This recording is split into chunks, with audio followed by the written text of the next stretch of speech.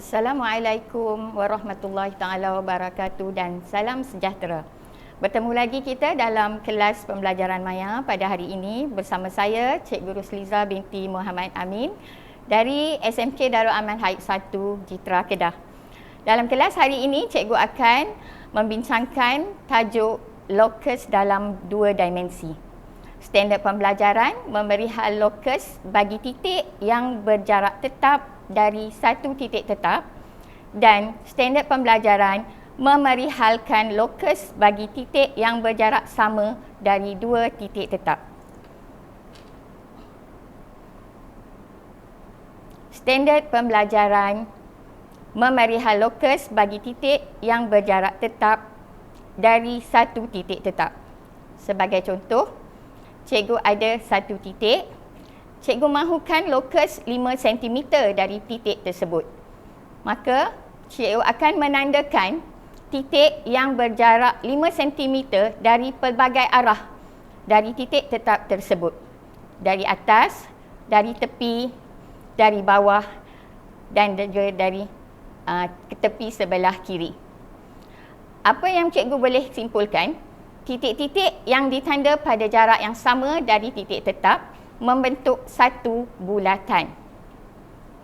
Maka kesimpulannya di sini, lokus bagi satu titik yang berjarak tetap dari satu titik tetap ialah bulatan yang berpusat di titik tetap tersebut.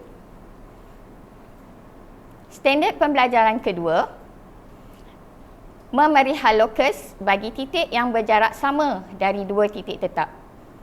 Cikgu ada dua titik yang cikgu labelkan sebagai P dan Q.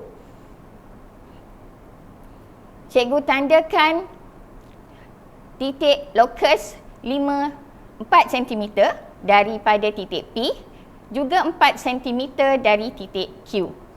Kemudian cikgu tandakan 4.5 cm dari titik P dan juga 4.5 cm dari titik Q.